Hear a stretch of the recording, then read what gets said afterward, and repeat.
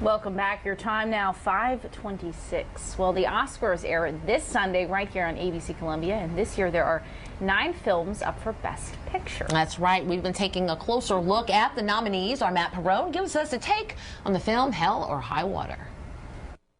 Welcome to day 6 of the Oscars Overview. The Best Picture nominee that I'm reviewing today, I reviewed way back in September, and call me psychic, but back then I noted that it was Oscar-worthy. Yes, of all the movies that I saw last year, this was my favorite of 2016. It's not one that many people saw in the theater, but everyone I know who has seen it since it's been released for home viewing absolutely loves it. So without any further ado, here's my take on the Texas outlaw film Hell or High Water.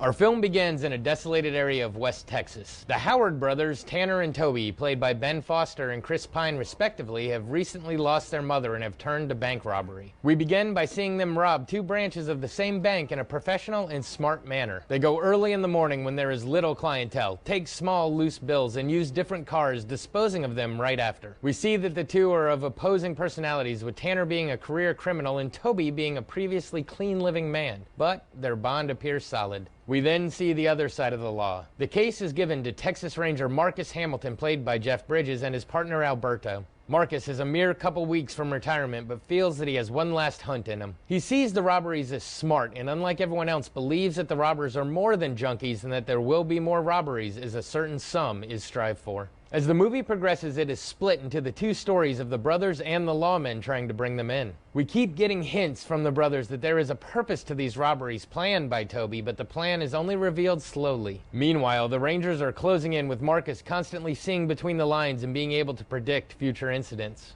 The action heats up as Tanner and Toby manage to launder their cash to complete their revealed objective. Of course, it comes to the point of one more needed robbery, and of course problems will arise, finally bringing the 2 opposing forces together. We as the audience scoot to the edge of our seats as we wonder what the final outcome will be, all the while questioning our definitions of right and wrong and learning what lengths people will go to for both justice and the ones we love. So, what to say about this one? I think I pretty much said it all in my original review, but allow me to try and reiterate. To start with, I went into this one with very little knowledge, which once again proves that ignorance allows for much more enjoyment than disappointment.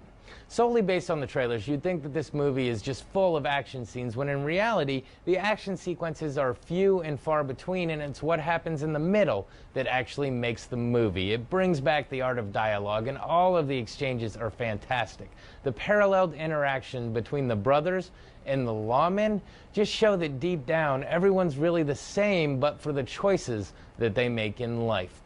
The soundtrack begins to play a key role in the film, and listening to the background music can basically set up the plot just as much as any of the action going on screen. The entire cast is fantastic, and it's fun seeing Jeff Bridges do his Western persona that he does so well. I now own this movie, and I've watched it 3 times, which has done nothing to dampen how much I enjoy it. Even after the 3rd viewing, the final scene still sends chills down my spine and makes me wish that the movie was 20 minutes longer so I could see the end result. Yep, I really like this one, which means that there's no chance that it's going to win Best Picture, since the Academy and I never see eye to eye. Well, this has been your Oscars Overview. Be sure to come back tomorrow when I start reviewing the 3 films that I think are actually vying for the award. Back to you.